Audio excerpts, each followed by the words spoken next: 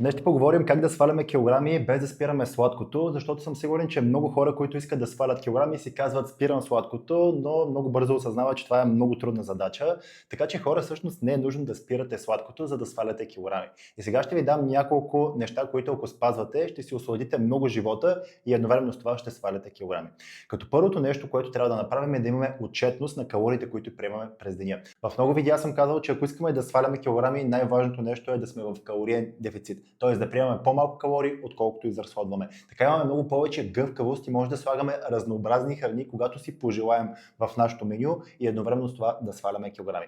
Да си представим, че една жена иска да сваля килограми и тя вече е установила, че трябва да сваля на 1500 калории.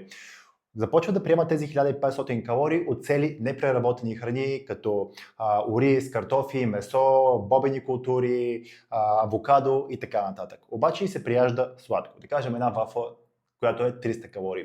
Тя няма да се лиши естествено от тази вафла, ще се я хапне, но трябва да отреже от някоя друга храна, която по принцип приема.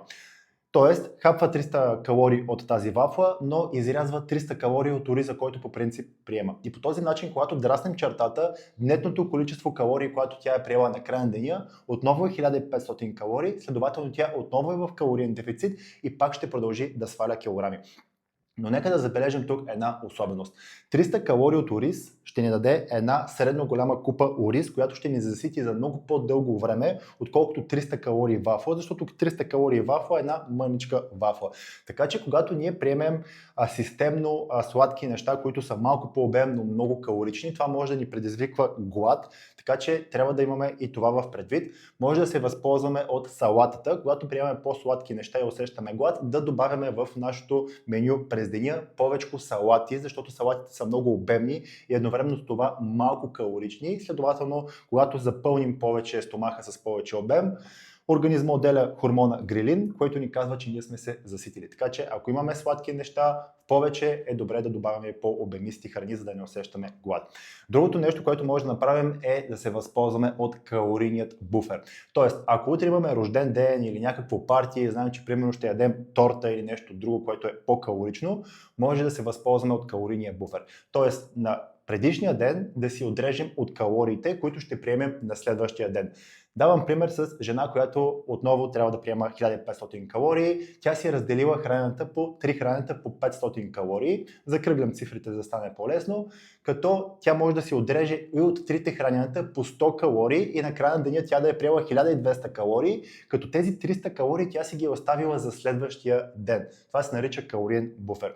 Като може да го направи и по същия начин, само че днес да приеме тази торта или сладкиш или каквото и да е и утре да си отреже от калориите, които днес е приела.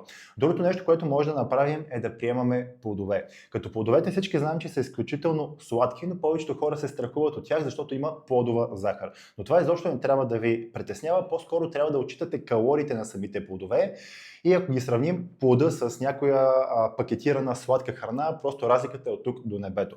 Примерно в вафлите, в шоколадите и така нататък, там има трансмазни, които са изключително вредни за хормоналната система, за нашето здраве, докато в плодовете няма такива трансмазни. Другото, което е една вафла от 300 калории, която е толкова мъничка, буквално ще си набавим от нея 300 калории, а ако примерно изядем ягоди, за да си набавим 300 калории, трябва да изядем 1 кг ягоди. Буквално една огромна купа ягоди. Аз съм убеден, че това не може да го изядете за едно хранене.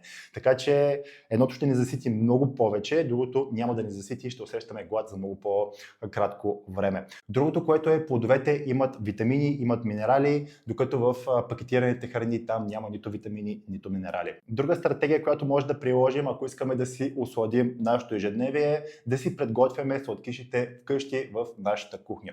Тоест по този начин ние може да регулираме и да нямаме трансмазени, може да регулираме захарта, която слагаме и да си добавяме допълнително протеин. Има много рецепти в интернет, които показват как да си приготвите такива храни. Примерно аз съм си приготвил протеинови палачинки, кексове, сладоледи с много малко калории, с много протеин. В дългосрочен план си приемам сладката храна, си приемам и протеина, и приемам малко калории и си поддържам фигурата. Вчера си приготвих закуска, която даже я снимах и я пуснах в Instagram. Закуската буквално ми отне по-малко от една минута. Просто взех скир, в този скир сложих плодове, горски плодове, разбърках ги с какао или канела и просто се получи една огромна купа с много малко калории, нещо от сорта на 300 калории и 35-40 грама протеин. Така че това може да ви засити, да ви ослади закуската и да ви даде нужното количество протеин, което пак ще ви помогне да свалите по-лесно килограми. Оставям линк за профилът ми в Instagram и Facebook, за да видите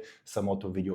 Другото нещо, което може да приложим, са изкуствени подсладители, които хората много се страхуват от тях, защото били вредни за здравето, но всъщност всичките изследвания, които показват, че са вредни за здравето, са направени с мишки и на тези мишки им е дадено огромно количество изкуствен подсладител, за да може да афектира на тяхното здраве. Това количество изкуствени подсладители, които се слагат в напитките, които се слагат в храните по принцип, са в много малки количества и те не ви влияят зле.